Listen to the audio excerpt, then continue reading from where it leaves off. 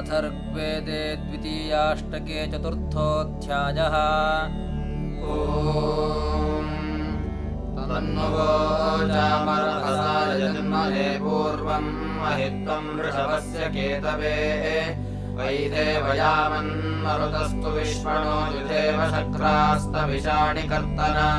नित्यन्न सूनुं मधुबिभ्रत उपक्रीडन्ति क्रीडाविदथेषु हृष्वयः नक्षन्ति रुद्रा अवसानमस्मिनन्नवर्धन्ति स्वतवसोह विश्रुतम्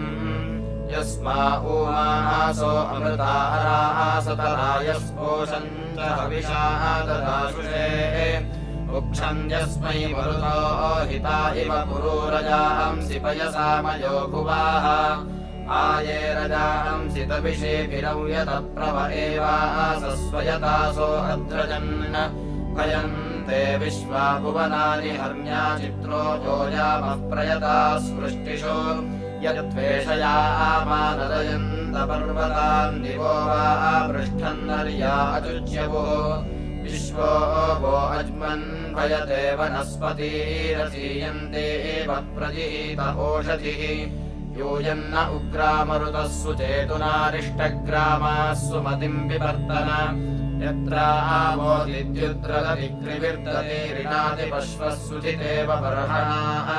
प्रस्कम्भदेष्णा अनवभ्रदाधसोला तृणासो विदथे सुसुष्टुताः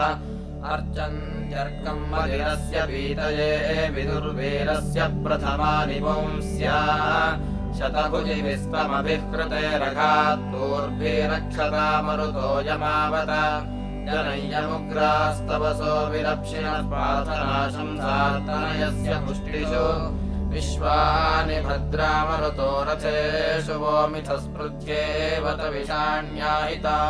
हंसेष्वावः प्रपथेषु खादयोक्षो वश्चक्रासमया विवाहावृते भूरीणि भद्रानर्येषु बाहुषु वक्षस्सु रुक्मारभसासो अञ्जयाः हंसेष्वेताः पविषुक्षुरा अधिमयो न पक्षान्यनुश्रियोधिरे महान्तो मह्ना विभो विभूतयो दूरे दृशो ये दिव्या इव स्पृहे मन्द्रास्वजिह्वास्वरितारहासभिः सम्मिष्ट्वा इन्द्रे मरुतः परिष्टुभाः तद्वः सुजाता मरुतो महित्वनन्दीर्घम् वो दात्रमदितेरिवव्रतम् इन्द्रश्च न त्यजसा विहृणाति तज्जनाय यस्मै सुकृते अराध्वम् तद्वोजामित्तम् मरुतः परे युगे पुरूयच्छम् सममृता स आवत अयाधियामनवे सृष्टिमाव्याः सा कन्नरोदम् स नैराचिकित्रिरे येन दीर्घम् मरुतः शूषवामयुष्माकेन परेण सातुरासः आयत्ततनन् वृजने जनाः स एभिर्यज्ञेभिस्तदभीष्टिमस्याम् एष वस्तोमो मरुत इयङ्गीर्मान्दार्यस्य मान्यस्य कारो एषायासीष्टतन्वे भयाम् विद्यामेषम् वृजनम् वीरदानुम् सहस्रन्त इन्द्रोतयो नः सहस्रमिषो हरियो गूर्ततमाः सहस्रम् रायो मादयध्यै सहस्रिण उपनोयन्तु वाजाः आनो वोभिर्मरुतो यान्त्वच्छाज्येष्ठेभिर्वा बृहद्दिवैः सुमायाः अथ यदेषान्नियुतः परमाः समुद्रस्य चिद्धनयन्नपारे निम्यक्षयेषु सुधिता धृता चीहिरण्यनिर्णिकुपरानवृष्टिः गुहाचरन्ति मनुषो न योषाः सभावती विदध्येव संवाक् पराः शुभ्रा अयासो यव्यासाधारण्येव मरुतो मिमिक्षुः न रोदसी अपनुदन्त घोराजुषन्त वृथम् सख्याय देवाः जोषत्यदीमसूर्याः सचध्यै विशितस्तु कारोदसी नृमणाः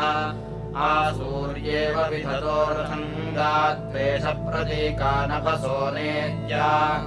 आस्थापयन्त युवतीं युवानः शुभे निमिष्टाम् विदथेषु वज्राम् अर्को यद्वो मरुतो हविष्माङ्गायद्गाथम् सुतसो मोदुवस्यन्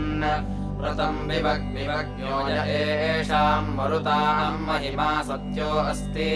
स चायतीम् वृषमणा अहंयुस्थिरा चिज्जनीर्वहते सुभागाः पान्तिमित्रावरुणामपत्याच्चयत ईमर्यमो अप्रशस्तान् उतच्यवन्ते अच्युता ध्रुवाणि वा वृथ ईम् मरुतो दातिवारः नहीनुवो मरुतो अन्त्यस्मे आरात्ताच्चिच्छवसो अन्तमापुः ते धृष्णुना शवसा शोशुवांसोर्णो न द्वेषो धृषता परिष्ठुः वयमद्येन्द्रस्य प्रेष्ठा वयम् श्वो वोचेमहि समर्ये वयम् पुरामहि च नो अनुद्योन्तन्नरुभुक्षा नरामनुष्यात् एष वस्तोमो मरुत इयङ्गीर्मान्दार्यस्य मान्यस्य कारोः एषायासीष्टतन्वे वयाम् विद्यामेषम् वृजनम् जीरदानुम् यज्ञायज्ञावः समनातु दुर्वणिर्धियम् धियम् वो देवया उदधिद्धे आवोर्वाचः सुविताय रोदस्योर्महेव वृत्त्यामवसे सुवृत्तिभिः पौरासो नये स्वजास्वतवस इषम् स्वरभिजायन्तधूतयः सहस्रियासो अपान्नोर्मय आसा गावो वन्द्यासो नोक्षणाः सोमासो नये सुतास्तृप्तांशवो हृत्सु पीतासो दुवसो नासते ऐषामंसे एषु रम्भिणी वरारभे हस्ते एषु खादिश्च कृतिश्च सन्दते अपस्वयुक्ता दिव आवृथा यजुरमर्त्याः कषया चोदतत्पनाः अरेण वस्तु विजाता अजुच्यपुर्दृढानि चिन्मरुतोभ्राजदृष्टयः कोपोऽन्तर्मरुतवृष्टिविद्युदोरेजलित्मनाहन्वेव जिह्वया धन्वच्युत ईशान्नयामनिपुरुप्रैषाः अहन्यो नैदशः क्वस्विदस्य रजसो महस्परङ्कावरम् मरुतो यस्मिन्नायया यज्यावयथ विथुरेव संहितम् व्यद्रिणापतथद्वेषमर्णवम् सातिर्नवोमवतीस्वर्वते द्वेषा विपाकामरुतः पिपिष्वति भद्रावो रातिः पृणतो न दक्षिणा पृथुज्रयीः असुर्ये एव यञ्जति प्रतिष्ठो हन्ति सिन्धवः पविभ्यो यदप्रियाम् वाचमुदीरयन्ति अवस्मयन्त विद्युतः पृथिव्याम् यदे कृतम् मरुतः पृष्णुवन्ति असोतवृष्ट्यर्महतेरणाय त्वेषमजासाम् मरुतामनीकम् ते सप्सरासो जनयन्ताभवादिस्वधामि शिराम् पर्यपश्यन् एष वस्तोमो मरुत इयङ्गीर्मान्दार्यस्य मान्यस्य कारोः एषायासीष्टतन्वे वयाम् विद्यामेषम् वृजनम् जीरदानुम् महश्चित्त्वमिन्द्रजत एतान् महश्चिदसित्यजसो वरूता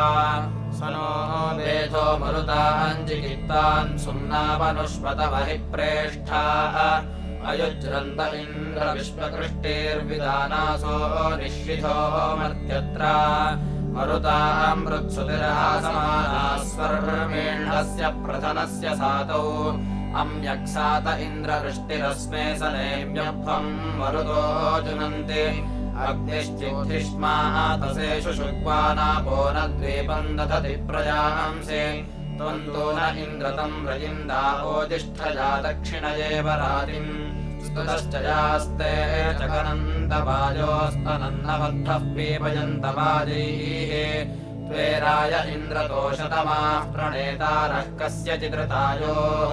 तेषु नो मरुतो मृणयन्तु ये स्माः पुरागाः तूयन्ते एव देवाः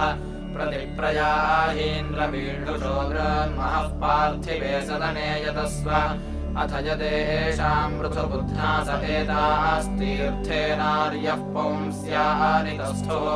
प्रतिघोराणामेतानामयासाम् मरुताम् शृण्व आयतामुपब्धिः ये मर्त्यम् प्रतनायन्तमूमैर्णावानन्नपतयन्त सर्गैः त्वम् मानेभ्य इन्द्र विश्वजन्यारदा मरुद्भिः श्रुतो गो अग्राः सवानेभिस्तपसे देवदेवैर्विद्यावेशम् वृजनम् जीरदानुम् ननो नमस्ति नोऽश्वः कस्तद्वेदयदद्भुतम् अन्यस्य चित्तमभिसञ्चरेण्यमुदाधेतम् विनश्यति किन्न इन्द्रजिघांससि भ्रातरो मरुतस्तव तेभिः कल्पस्व साधुयामानः समरणे पदीः किन्नो भ्रातरगस्य सखा सन्नतिमन्यसे विद्माहि ते यथा मनोऽस्मभ्यमिन्नदित्ससि अरम् गृह्णन्तु वेदिम् समग्निमिन्दताम् पुरः तत्रामृतस्य चेतनम् यज्ञन्ते तनवावहै त्वमीशिषे वसुपते वसूनाम् त्वम् मित्राणाम् मित्रपते धेष्ठाः इन्द्रत्वम् मरुद्भिः संवदस्वाधप्राचानऋतुथा हवींषि प्रतिव एना नमसाहमेमि सूक्तेन भिक्षे सुमतिन्दुराणाम् प्रवाणता मरुतो वेद्याभिर्निहेणो धत्तविमुचध्वमश्वान् एष वस्तोमो मरुतो नमस्वान् हृदा दृष्टो मनसा धाजिदेवाः उपेमाया तमसादुषाणायूयम् हिष्ठा नमस इद्वृधासाः स्तुतासो नो मरुतो मृळयन्तु तस्तुतो मघवाशम् भविष्ठः ऊर्ध्वानः सन्तु कोम्यावनान्यः निविश्वा मरुतो जिगीषा अस्मादहन्तविषादीशमाण इन्द्राद्धिया मरुतो रेजमानः युष्मभ्यम् हव्यानिशितान्यासन्तान्यारे चक्रमा मृळतानः येन मानाः सश्चितयन्त उस्राव्युष्टिषु शपसा शश्वतीनाम् स नो मरुद्भिर्वृषभश्रवोधा उग्र उग्रेभिस्थविरः सहोदाः त्वम् पाहीन्द्रसहीयसो नृन्भवा मरुद्भिरवजातहेडाः सुप्रकेतेभिः सा सहिर्दधा नो विद्यामेषम् वृजनम् जीरदानुम् चित्रो वोऽस्तु यामश्चित्रभूतिसुदानवः मरुतो अहिभानवः आरे सावः सुदानवो मरुतरुञ्जतीशरुः आरे अश्मायमस्यथ तृणस्कन्दस्य नु विषः परिवृङ्क्तसुदानवः ऊर्ध्वान्नः कर्तजीवसे गायत्सामनभन्या अय्यथा वेरर्चामतद्वावृधानम् स्वदर्वत् गावो तेन वो बर्हिष्यदब्धा यत्सत्मानम् दिव्यम् विवासान् अर्चद्वृषा वृषभिः स्वेदुहव्यैर्मृगो नाश्नो यज्जुगुर्यात् प्रमन्दयुर्मनाङ्गोर्तहोता भरते पर्यो मिथुनाय यत्रः नक्षद्दोता परिसद्ममितायन् हरद्गर्भमा शरदः पृथिव्याः गन्धदश्वो नयमानोरुवद्गौरन्तर्दूतो न रोदसी चरद्वाग् ताकर्माशतरास्मै प्रच्यौत्नानि देवयन्तो भरन्ते द्विजोषदिन्द्रो दस्नवर्चाना सत्येव सुज्ञो रथेष्ठाः तमुष्टुहीन्द्रय्यो हसत्वायः शूरो मघवायो रथेष्ठाः प्रतीतश्चिद्योधीयान् वृषण्वान्वो वृषश्चित्तमसो विहन्ता प्रयदित्थामहीनादृभ्यो अस्त्यरम् रोदसी कक्ष्ये एनास्मै संविव्य इन्द्रो वृजनन्दभूमाभर्ति स्वधावाङ्गोपशमिवत्याम् समत्सुत्वा शूरसतामुराणम् प्रपथिन्दमम् बलितम् सयद्धैः सजोषस इन्द्रमदे षोडे सूरिम् चित्ये अनुमदन्ति वादैः एवाहि तेषम् समना समुद्रापो यत्त आसुमदन्ति देवीः विश्वाः ते अनुजोष्याः भूद्गौः सूरींश्चिद्यनिधिषावेशि जनान् वसामयथा सुषकालयेन स्वभिष्टयो नरान्न शंसैः असद्यथा न इन्द्रो वन्दनेष्ठास्तुलो न कर्मनयमान उक्ता विस्पर्धसो नरान्न शंसैरस्माकाः सदिन्द्रो वज्रहस्तः मित्रायुवो न ऊर्पतिम् सुशिष्टौ मध्यायुव उपशिक्षन्ति यज्ञैः यज्ञो हिष्मेन्द्रम् गष्टिदृङ्घम् जुहुराणश्चिन्मनसा पर्यन् तीर्थेनाच्छातादृशाणमोको दीर्घो न सिद्धमा कृणोत्यद्वा मोषोण इन्द्रात्र वृत्सु देवैरस्ति हिष्माः ते शुष्मिन्नभयाः महश्चिद्यस्य मीळुषो यव्याह विष्मतो मरुतो वन्दते गीः एष स्तोम इन्द्रतुभ्यमस्मे एतेन गातुम् हरिवो विदो नः आनो ववृत्याः सुविताय देव विद्यामेषम् वृजनम् जीरदानुम् त्वम् राजेन्द्रये च देवा रक्षारन् पाह्यसुरत्वमस्मान् त्वम् सत्पतिर्मघवानस्तरुत्रस्त्वम् सत्योपसवानः सहोदाः तनो विष इन्द्रवृत्रवाचः सप्त यत्पुरः शर्म शारदीर्दर्त ऋणोरपो अनवद्यार्णायूने वृत्रम् पुरुकुत्साय रन्धेः अजावृत इन्द्रशूरपत्नीर्द्याञ्जलेभिः पुरुहूतनूनम् रक्षो अग्निपशुषन्तूर्वजानम् सिंहो नदमे अपाहम् शिवस्तोः शेषन्नुत इन्द्रसस्मिन् योनौ प्रशस्तये पवीरवस्य मह्ना सृजदर्णांस्य वयद्युधागास्तिष्ठद्धरे धृतता वृष्णवाजान् वहकुत्समिन्द्र यस्मिन् चाकंस्यो मन्यो रुद्रावातस्याश्वाः प्रसूरश्चक्रम् बृहता दवीकेभिः स्फुतो यासि षड्वज्रबाहुः जगन्वाम् इन्द्रमित्रेरोञ्चोदप्रवृद्धो हरिवो अदाशूर प्रये पश्यन्नर्यमणम् स चायोस्त्वयाशूर्तावहमानापत्यम् नपत्कविरिन्द्रार्कसातोक्षान्दासायोपबर्हणीङ्गः करत्तिस्रो मघवादानुचित्राणि दुर्योणे कुजवाचम् वृधिश्रेत् सनातात इन्द्रनम् यागुः सहो नभो विरणाय पूर्वीः निजत्पुरो नभिदो अरेभिर्ननमोपधर देवस्य पीयोः त्वन्धुनिरिन्द्रधुनिमतीर्णोरपः सीरानः स्रवन्तीः प्रयत्समुद्रमतिशूलपर्षिपारया दुर्वशञ्जतुम् स्वस्ति त्वमस्माकमिन्द्रविश्वधस्यावृकतमो नरान्द्रपाता स नो विश्वासाम् स्पृधाम् सहोदा विद्यामेषम् वृजनम् जीरदानुम् वत्स्यपायिते महः पात्रस्येव हरिवो मत्सरो मदाः वृषाते वृष्णमिन्दुर्वाजी सहस्रसातमः आनस्ते गन्तुमत्सरो वृषामदो वरेण्यः सहावाङ्गिन्द्रसानसिः प्रतनाषाढमर्त्यः त्वम् विशूरः सनिता चोदयो मनुषोरथम् सहावान्दस्य मौरतमोषः पात्रम् न शोचिषाः उषाय सूर्यम् कवे चक्रमीशाः न ओजसा वह शुष्णाय वधङ्कुत्संवातस्याश्वैः शुष्मिन्तमोहिते मदोद्युम्निन्तमहुतक्रतुः रुद्रज्ञावरिवो विदामम् श्रेष्ठा अश्वसातमः यथा पूर्वेभ्यो जरितृभ्य इन्द्रमय इवापो न दृश्यते बभूथ तामनुत्वा निमिदम् जो हवेमि विद्यामेषम् वृजनम् जीरदानुम् वत्सिनो वस्य इष्टय इन्द्रमिन्दो वृषाविषा मृगायमाण इन्वसि शत्रुमन्ति न विन्दसि तस्मिन्नावेशया गिरोय एकश्चर्षणीनाम् अनुस्वधायमुप्यते यमन्नचर्षदृशा यस्य विश्वानि हस्तयोः पञ्चक्षितीनाम् वसो स्वाशयस्वयो अस्मद्धृक्तिम् ये वाशनिर्जहि असुन्वन्तम् समञ्जहि दूणाशय्यो न ते मयाः अस्मभ्यमस्य वेदनम् दद्धि सूरिश्चिदोहते आवो यस्य द्विपर्हसोऽर्केषु सानुषगसत् आजाविन्द्रस्येन्दो प्रावो वाजेषु वाजिनम् यथा पूर्वेभ्यो जरितृभ्य इन्द्रमय इवापो न दृश्यते बभूथ तावनुत्वा निमिदम् जो हवेमि विद्यामेषम् वृजनम् जीरदानुम् आचर्षणिप्रावृषभोजनानाम् राजा कृष्टीनाम् पुरुहूत इन्द्राः सुदर्शवस्यन्नवसोपमद्रिग्युक्ता हरे वृषणायाः ह्यर्वाङ्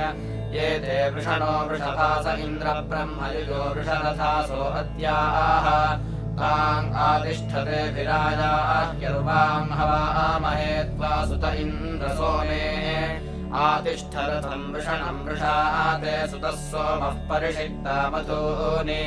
युक्ता वृषभ्याम् वृषभक्षितीनाम् हरिभ्याम् याहि प्रवतोपमद्रिग अयम् यज्ञो देवया अयम् वियेध इमा ब्रह्माण्ययमिन्द्रसोमाः स्वस्तीर्णम् बर्हिरातु शक्रप्रयाहि पिबा निषद्य विमुचा हरि इह ओसुष्टुत इन्द्रयाह्यर्वामुपब्रह्माणि मान्यस्य कारोः विद्यामवस्तोरवसा गृणन्तो विद्यामेषम् वृजनम् जीरदानुम् यद्धस्यात इन्द्रसृष्टिरस्ति यया बभूथ जरितृभ्य ऊते मानः कामम् महयन्तमाधग्विश्वादे अश्याम् पर्याप आयोः नघाराजेन्द्र आलभन्नो यानुस्वसारा कृणवन्तयोनो आपश्चिरस्मै सुदुका अवेशन् गमन्न इन्द्रः सख्यावयश्च जेतादृभिरिन्द्रः पृत्सुशोरश्रोताहवन्दानमानस्य कारोः प्रभर्तारथम् दाशुष उपाक उद्यन्तागिरो यदि चत्मनाभूत् एवानृभिरिन्द्रः सुश्रवस्याप्रखादः प्रक्षो अभिमित्रिणो भूत् समर्यविषस्तव देवि वाचि सत्राकरो यजमानस्य शंसाः त्वया वयम् मघवन्निन्द्रशत्रूनभिष्यामम हतो मन्यमानान् त्वम् त्राता त्वमुनो वृथे भूर्विद्यामेषम् वृजनम् वीरदानुम् पूर्वीरहम् शरदः शश्रमाणा दोषावस्तो रुषसो जरयन्तेः विनातिश्रियम् जनिमातनो नामभ्योऽनुपत्नीर्वृषणो जगम्युः ये चिद्धिपूर्वरतसाप आसन् साकम् देवेभिरवदन्धृतानि ते चिदवासुर्नह्यन्तमापुः समोऽनुपत्नीर्वृषभिर्जगम्युः न वृषाः श्रान्तम् यदवन्ति देवा विश्वा इति स्मृतो अभ्यश्नवाव जयावे तत्र शतनीथमालीयत्सम्यम् च मिथुनावभ्यजाव न तस्य मारुततः काम आगन्वित आजातो अमुतः कुतश्चित् लोपामुद्रावृषणन्येरिणातिथीरमथीराधयति श्वसन्तम् इमम् नु सोममन्दितो हृत्सु पीतमुपब्रुवे यत्सीमागश्च कृमातत्सु मृळतु पुलगामो हि मर्त्याः अगस्त्यः खनमानः खनित्रैः प्रजामपत्यम् बलमिच्छमानः उभौ वर्णावृषिरुग्रः पुपोष सत्या देवेष्वाशिषो जगाम युवोरजांसि सुयमासो अश्वारथो यत्त्वाम् पर्यर्णांसि दीयत हिरण्ययावाम् भवयः पृषायन्वत्वः पिबन्ता उषसः सचेथे युवमत्यस्यावनक्षतो यद्विपत्मनोर्यस्य प्रयज्योः स्वसायत्वाम् विश्वपूर्तिभरादिवाजायेट्टे मधुपाभिषेच युवम् वय उश्रियायामधत्तम् पक्वमामायामपूर्जङ्गोः अन्तर्यत्वनिनो वामृतप्सोह्वारो न शुचिर्यजते अविष्मान् युवम् हकर्मम् मधुमन्तमत्र येवो न क्षोदो वृणीतमेषे तद्वान्नरावश्विनावश्व इष्टिरथ्येव चक्रा प्रतियन्ति मध्वाः आवान्दानाय वृतीयतस्रागोरोहेण तौग्र्यो न जिव्रीः अपः क्षोणी सजते माहिनावाञ्जूर्णो वामक्षुरम् हसो यजत्रा नियद्युवेथे नियुतः सुदानो उपस्वथाभिसृजतः पुरन्धिम् प्रेषद्वेषद्वातो न सूरिरामहे ददे सूरतो न वायुम् वयम् चिद्धिवाञ्जरितारः सत्या विपन्यामहे विपणिरहितावान् अथा चिद्धिष्माश्विनावलिञ्जापाथो युष्माः वृषणावन्ति देवम् युवाञ्चिद्धिष्माश्विनावनुद्योन्विरुद्रस्य प्रस्रवणस्य सातौ अगस्त्यो नरान्द्रशु प्रशस्तः कालाधुनेव चितयत्सहस्रैः प्रयद्वहेथे महिनारथस्य प्रस्पन्द्रायाथो मनुषो नोताः दत्तम् सूरिभ्य उत वाश्वश्विन्ना सत्यारयिषा च स्याम तम् वामृथम् वयमद्याहुवेम स्तोमैरश्विना सुविदाय रम्यम् अरिष्टने बिम्बरिद्यामि जानम् विद्यावेशम् वृजनम् जीरदानुम् कदुप्रेष्ठाविषाम् रजीणामध्वर्यन्तायतुन्निनीथो अपाम् अयम् वा यज्ञो अकृतप्रशस्तिम् वसुधिताराजनानाम् आवामश्वासश्रुजयः पयस्पावातरम् हसो दिव्यासो हत्याः मनोजुवो वृषणो वीतपृष्ठा एहस्वराजो अश्विनाः वहन्तु आवाम्रथोपनिर्न प्रवत्ताम् सुप्रवन्तुरः सुविताय गम्याः कृष्णस्थाता रामनसोजवीयानहम् पूर्वो जजतोऽधिष्ण्यायः इह जाता समवावशीतामरेपसा तन्वा आनामभिस्वैः इष्टर्वा मन्यः सुमगस्य सूरिर्दिवो अन्यः सुभगः पुत्र ऊहे प्रवान्निचेरुः ककुहोपशाङ्गरुपिशङ्गरूपः सदनानि गम्याः हरे अन्यस्य पीपयन्तवाजीर्विथारजांस्यश्विना विघोषैः प्रवाहं शरद्वान् वृषभो न निःशाट्पूर्वीर्षश्चरतिमध्व इष्णन् एवैरन्यस्य पीपयन्तवाजीर्वेषन्तिरूर्ध्वा नद्यो नागोः असर्जिवांस्थविरावेधसागीर्बाह्ये अश्विना त्रेधाक्षरन्ति उपस्तुतामुपतन्नाथमानय्यामन्नयामन् शृणुतम् भवम् मे उदस्या वां वृषतो वप्ससोगे स्त्रिबर्हिषि सदसि पिन्वते वृषाः वां मेघो वृषणाभिपायगोर्नसेके मनुषोदशस्यन् युवां पूषे वाश्विना पुरन्तिरग्निमुषान्न जरते हविष्मान् उभे यत्ताम्बरिवस्या गृणानो विद्यामेषम् वृजनम् जीरदानुम् अपोदिदम् वयुनमोषु भूषतारथो वृषण्वान्वदता मनीषिणः धियञ्जिन्वादिष्ण्याः विश्वदाः वसु दिवो न पाता सुकृतेषु चिवूरता इन्द्रतमाहि धिष्ण्याः वरुत्तमादस्रादम् सिष्ठारथ्याः रथीतमा पूर्णम् रथम् महेथे मध्वाजितन्देन दाश्वां समुपयाथो अश्विना किमत्र दस्रा कृणुतः किमाः साथे जनो यः कश्चिदः विर्महीयते अतिक्रमिष्टम् जुरतम् फणेरसुम् ज्योतिर्विप्राय कृणुतम् वचस्य वे जम्भयतमभितो राजतः शृणो हतम् मृदो विदधुस्तान्यश्विना वाचम् वाचम् जरितो रत्निनीम् कृतमुभाषम् सन्नासत्यावतम् मम युववेदम् चक्रतुः सिन्धुषु प्लवमात्मन्दन्तम् पक्षिणम् तौग्र्यायकम् येन देवत्रा मनसा निरोहथुः स्वपप्तनीपे तथोक्षोदसो महः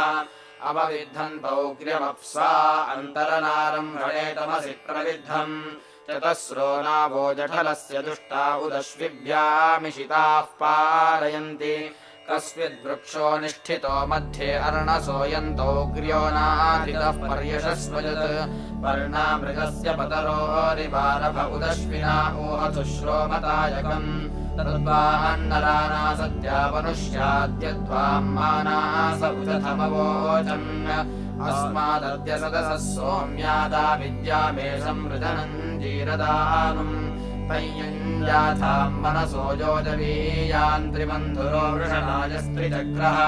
येनोपयाथः सुकृतो दुरोणम् त्रिधातुनापतथोभिर्नपर्णैः सुहृद्रथो वर्तते यन्नभिक्षाम् यत्तिष्ठतः क्रतुमन्तानुवृक्षे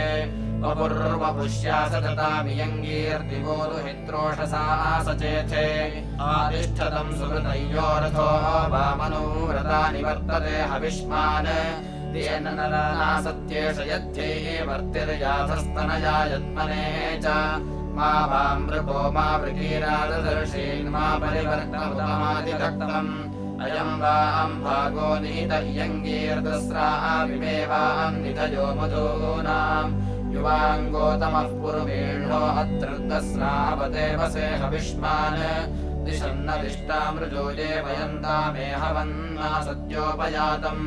अतारिष्टरमसस्पारमस्य प्रतिभां स्तोमो अश्विनावधायि